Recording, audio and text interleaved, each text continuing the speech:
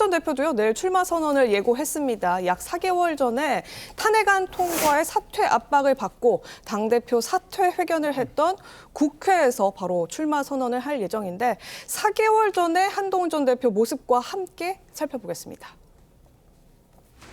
참 고통스럽지만 여전히 후회하지 않습니다. 저는 어떤 일이 있어도 대한민국과 주권자 국민을 배신하지 않기로 약속했기 때문입니다.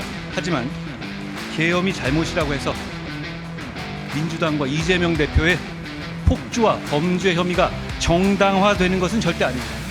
이재명 대표 재판의 타이머는 멈추지 않고 가고 있습니다. 국민들께 감사드립니다. 나라가 잘 됐으면 좋겠습니다. 당을 잘 이끌어 주십시오. 대한민국을 잘 이끌어 주십시오. 고맙습니다. 저를 지키려고 나서지 마세요. 제가 여러분을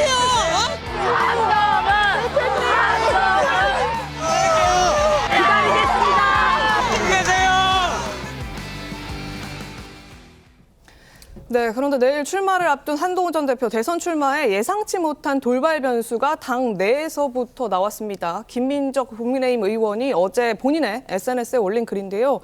국힘 당원 제71조 2항 대통령 후보 경선에 출마하고자 하는 자는 선출직 당직으로부터 대통령 선거일 1년 반 전에 사퇴를 해야 하는데 이런 규정을 넣어놓은 게 한동훈 전 대표를 겨냥한 것이다. 한 전 대표 대선 직전에 대표 사퇴했는데 불과 4개월 전이지 당원 당규에 따르면 1년 반 전에 해야 된다.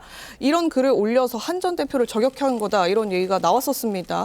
어떻습니까, 송영훈 대변인, 송영훈 변호사님? 이거 좀 대선 출마 자체 막힐 소지도 있는 겁니까? 전혀 문제가 안 되죠. 전혀 안 되는 저 부분은요. 김민전 의원께서 당헌을 정확하게 알지 못하고 계신 겁니다. 국민의힘 당헌에는요. 71조 2항만 있는 게 아니고 74조 2에 가면은 특례 조항이 있어요. 뭐냐면은 상당한 사유가 있는 때에는 대통령 후보 선출에 관한 사항은 당 선관위가 정합니다. 그리고 비대위가 그거를 의결로 정하면 돼요. 다만 그 경우에는 대통령 후보자가 되고자 하는 사람은 당 선관위가 구성되기 전까지만 당대표나 최고위원 또는 비대위원장, 비대위원을 사퇴하면 됩니다. 그런데 이 조항이 언제 만들어졌냐면요. 2017년에 박근혜 전 대통령의 탄핵 심판이 한창 진행 중일 때 조기 대선을 대비하기 위해서 만들어졌습니다. 당시 새누리당이 2017년 2월에 이 당헌 규정을 신설을 하고요. 실제로 이 조항의 적용을 받아서 2017년 3월 조기 대선 경선에 참여를 하셨던 분이 있습니다. 2016년 4월 총선 당시에 당 선출직 최고위원 지위를 갖고 있었던 이인재 전 최고위원이었죠. 1년 6개월이 안 됐기 때문에 원래대로라면은 경선에 출마할 수 없어야 됐지만 이 조항이 생기면서 경선 출마 자격을 부여받았고 끝까지 경선에 정상적으로 참여를 했습니다. 그래서 이런 특례 조항의 존재 그리고 그 조항이 왜 언제 만들어졌는지를 정확하게 알고 있으면은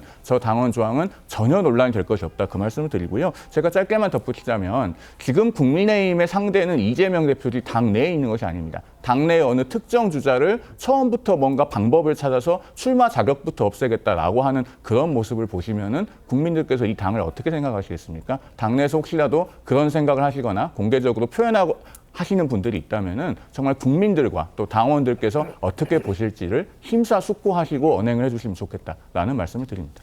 박명 대변인 어떻습니까? 김민전 의원이 뭐 이런 전례를 모르고 올렸을 것 같지는 또 않다는 생각이 들면서도 한편으로는 모든 후보가 다 경선 룰에 예민하고 또 당원 당규에 예민한 상황일 텐데 웬만하면 공평하고 공정하게 치러졌으면 좋겠는 마음도 있을 거잖아요. 맞습니다. 사실 저런 룰이 왜 만들어졌는지에 좀 집중을 할 필요도 있을 것 같습니다. 저도 현실적으로 후보 자격 박탈, 뭐 경선 출마 불가 이런 건 불가능하다라고 보는 입장이지만 사실 지도부가 일종의 심판 역할을 하는 거거든요. 네. 후보는 선수 역할을 하는 것이고요.